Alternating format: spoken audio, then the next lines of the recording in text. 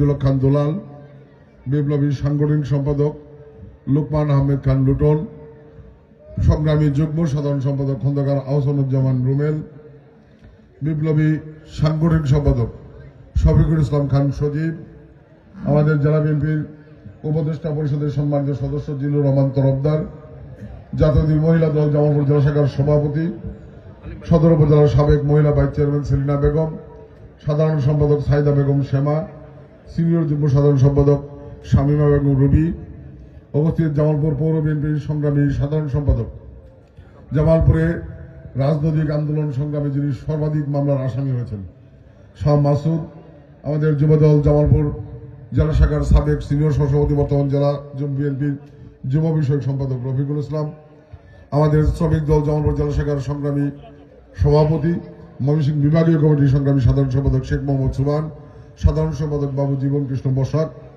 আমাদের কৃষক দল জামালপুর জেলা শাখার সম্মানিত আহ্বায়ক মাজিদুল ইসলাম সাত্তার, সংগ্রামী সদস্য সচিব এই দেওয়ানগঞ্জের সন্তান আলহাজ গাউসুল আজম শাহিন, আমাদের জাতীয় স্বেচ্ছাসেবক দল জামালপুর জেলা শাখার ভারপ্রাপ্ত সভাপতি নুরুল মোমেন আকন্দ কাউসার, সংগ্রামী সাধারণ সম্পাদক মনির ইসলাম কর্নেল, জাতীয়বাদী মুক্তিযোদ্ধা দল জামালপুর জেলা শাখার সংগ্রামী সাধারণ সম্পাদক আপনাদের সকলের পরিচিত বীর মুক্তিযোদ্ধা আবুল কাসেম, জাতীয় ছাত্র দল জামালপুর জেলা শাখার বিপ্লবী ভারপ্রাপ্ত সাধারণ সম্পাদক আতিকুর রহমান সুমিল, বিপ্লবী সাংগঠনিক সম্পাদক মঞ্জুর করিম সুমন সহ জামালপুর থেকে আগত সম্মানিত নেতৃবৃন্দ, দেওয়ানগঞ্জ উপজেলা বিএনপি পৌর বিএনপির সম্মানিত নেতৃবৃন্দ, বিভিন্ন অঙ্গ সহযোগী সংগঠন সম্মানিত নেতৃবৃন্দ, উপস্থিত প্রিয় ভাইরা, প্রিয় মা বোনেরা, সম্মানিত উপস্থিতি, আসসালামু আলাইকুম। আমি দীর্ঘ বক্তৃতা যাব না, নেতৃবৃন্দ ঢাকায় জরুরি বৈঠক রয়েছে, ওনারা চলে যাবে, আমি আজকে বক্তৃতা করব না। আমি আমার বক্তব্যের সাথে গভীর শ্রদ্ধা নিবেদন করছি। আমাদের জাতির সবচেয়ে বড় অর্জন মহান স্বাধীনতা। আমরা গর্ব করি, অহংকার করি 1971 সালের মহান মুক্তিযুদ্ধের প্রাক্কালে জাতি যখন চরম নেতৃত্বহীন সংকটময় সময় অতিক্রম করছিল, সেই মুহূর্তে যে মানুষটি জাতির মুক্তির ত্রাণকর্তা হিসেবে আবির্ভূত হয়েছিলেন। রাজনৈতিক নেতারা ব্যর্থ হয়েছিলেন, রাজনৈতিক নেতা না হয়ে যিনি রাজনৈতিক ঐতিহাসিক সিদ্ধান্ত নিয়েছিলেন, চট্টগ্রামের কালুরঘাট বেতার কেন্দ্র থেকে মহান স্বাধীনতার ঘোষণা দিয়ে জাতিকে স্বাধীনতার সংগ্রামে লিপ্ত করেছিলেন। দীর্ঘ 9 মাস সশস্ত্র সংগ্রামে যিনি জীবন বাজি রেখে যুদ্ধ করেছেন, যার নেতৃত্বে 30 লক্ষ মানুষের জীবনের বিনিময়ে 2 লক্ষ মামুনের ইজ্জতের বিনিময়ে আমরা এই স্বাধীন বাংলাদেশ পেয়েছি। সেই বীর সন্তান, বীর মুক্তিযোদ্ধা শহীদ জনন বীরোত্তম সহ যাদের জীবনের বিনিময়ে এই স্বাধীন বাংলাদেশ আমরা পেয়েছি, আমি সকল বীর শহীদের আত্মার প্রতি শ্রদ্ধা নিবেদন করছি। শ্রদ্ধা নিবেদন করছি জামালপুরের ক্ষণজন্মা পুরুষ, আমরা জামালপুরবাসী আজীবন যার কাছে ঋণী। বিএনপির একটি দুঃসময়ে যিনি বেগম খালেদা জিয়ার পাশে দাঁড়িয়ে বিশ্বস্ত হাতিয়ার হিসেবে স্বৈরাচার পতনের আন্দোলনে সফল দায়িত্ব পালন করেছিলেন সাবেক সফল মহাসচিব মরহুম বেশার আব্দুল সালাম তালুকদার। আমি শ্রদ্ধার সাথে স্মরণ করছি দেওয়ানগঞ্জের মাটিতে যে মানুষটির কাছে আমরা ঋণী হয়ে আছি, যার রক্তের উপরে আজকে বাংলাদেশ জাতীয় দল দেওয়ানগঞ্জের বিএনপি দাঁড়িয়ে আছে। আমার অত্যন্ত প্রিয় একজন মানুষ। উনি যেদিন শহীদ হন সেদিন ভারতে আগ্রাসন বিরোধী একটি মিছিল ছিল। জামালপুরের কোর্ট থেকে 12:30টার সময় উনি বেরিয়েছেন। আমরা দুজনে একসাথে চা খেয়েছি। আমি ওনাকে আমন্ত্রণ জানালাম যে ভাই আজকে জামালপুরে মিছিল আছে, আপনি এখানে থাকেন। উনি বলল যে মামুন, আজকে তুমি আমার সাথে দেওয়ানগঞ্জে চলো, দেওয়ানগঞ্জে অনেক বড় মিছিল হবে।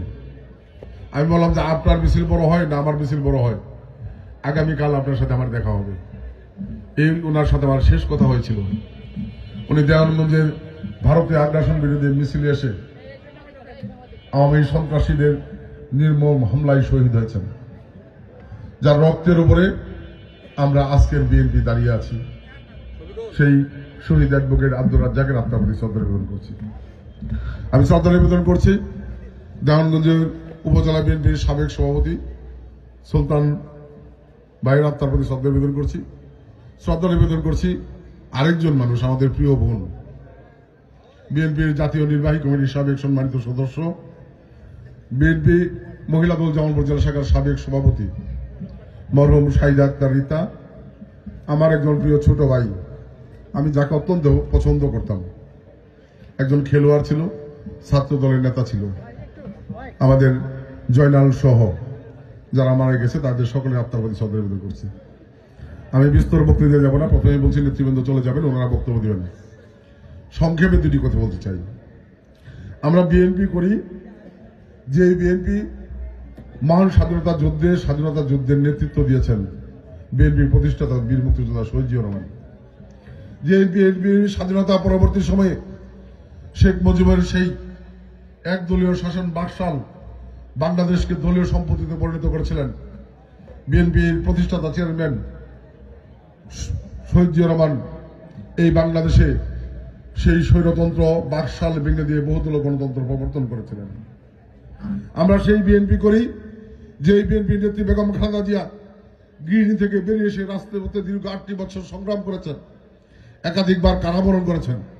আবুসির নেত্রী হিসেবে এই দেশের মানুষকে ঐক্যবদ্ধ করে একটি সফল গণ অভ্যুত্থানের মধ্য দিয়ে স্বৈরাচারের পতন ঘটিয়ে গণতন্ত্রকে মুক্ত করেছিলেন। আমরা সেই বিএনপি করি, যে বিএনপি গত 17 বছর স্বৈরাচারের পতন ঘটিয়ে একটি অবাধ সুষ্ঠু নিরপেক্ষ নির্বাচনের মধ্য দিয়ে জনগণের ভোটের অধিকার প্রতিষ্ঠার সংগ্রাম করেছেন। এবং এই সংগ্রাম করার কারণে বেগম খালেদা জিয়ার মতো অবিসংবাদিত নেত্রীকে 2.25 বছর অধিক সময় জেল খাটতে হয়েছে। পরবর্তী সময় গৃহবন্দী করে রাখা হয়েছিল, চিকিৎসার সুযোগটুকু পর্যন্ত দেওয়া হয়নি।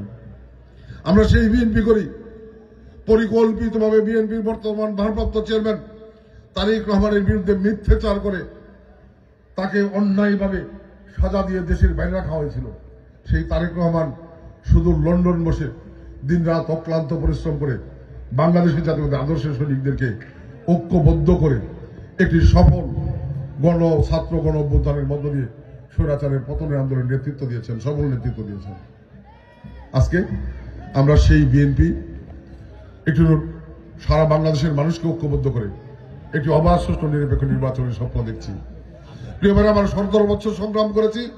স্বৈরাচারের পতন, জনগণের ভোটে নির্বাচিত সরকারের কাছে ক্ষমতা হস্তান্তর করা, জনগণের ভোটের অধিকার প্রতিষ্ঠা করা। আজকে স্বৈরাচারের পতন ছাত্র জনতার জীবনদানের মধ্য দিয়ে সফল হয়েছে। আমাদের সাবেক এমপি ইলিয়াস আলী, চৌধুরী আলম সহ 4,500 নেতাকর্মীকে হত্যা, গুম, খুনের শিকার হতে হয়েছে। শত শত ছাত্র জনতাকে জীবন দিতে হয়েছে, যাদের জীবনের বিনিময়ে আজকে দ্বিতীয়বারের মতো এই স্বাধীন বাংলাদেশ পেয়েছি। আমি তাদের আত্মার প্রতি শ্রদ্ধা নিবেদন করছি। প্রিয় ভাইরা আমার, আমি শুধু একটি কথা বলবো, আজকের যে বাংলাদেশ পেয়েছি, এই বাংলাদেশ আমাদের কাঙ্ক্ষিত স্বপ্নের বাংলাদেশে নিয়ে যেতে হবে। যে কাঙ্ক্ষিত স্বপ্নের বাংলাদেশ আজকে সারা বাংলাদেশের কোটি কোটি মানুষ বিএনপির ভারপ্রাপ্ত চেয়ারম্যান তারেক রহমানের চোখ দিয়ে আগামী দিনের স্বপ্নের বাংলাদেশ দেখছে। যে বাংলাদেশ হবে উদার, গণতান্ত্রিক, আইনের শাসন সুপ্রতিষ্ঠিত, দুর্নীতিমুক্ত একটি উন্নত সমৃদ্ধ বাংলাদেশ। এই বাংলাদেশ প্রতিষ্ঠা করতে হলে একটি অবাধ সুষ্ঠু নিরপেক্ষ নির্বাচনের কোনো বিকল্প নাই।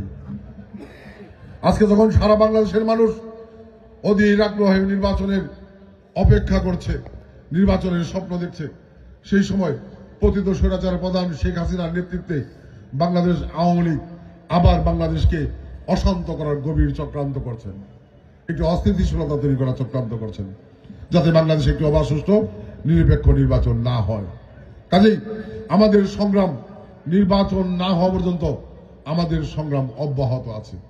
প্রিয় ভাইরা আমার, আমাদের এই সংগ্রাম যদি আমরা সফল করতে না পারি, আমরা যে স্বপ্নের বাংলাদেশ দেখছি সেই বাংলাদেশ যদি বাস্তবায়ন করতে না পারি, যত ত্যাগের বিনিময়ে আজকের এই বাংলাদেশ পেয়েছি, এই বাংলাদেশ যদি আমাদের ভুলের কারণে, আমাদের ভুল বুঝাবুঝির কারণে হারিয়ে যায়, তাহলে এই জাতির ভাগ্যে চরম দুর্দশা নেমে আসবে। কাজেই আহ্বান, আসুন সকল ভেদাভেদ বলে আমরা ঐক্যবদ্ধভাবে আওয়ামী লীগের ষড়যন্ত্র মোকাবেলা করি, আগামী দিনে নিরপেক্ষ নির্বাচনের মধ্য দিয়ে জনগণের ভোটে নির্বাচিত সরকার প্রতিষ্ঠা করি।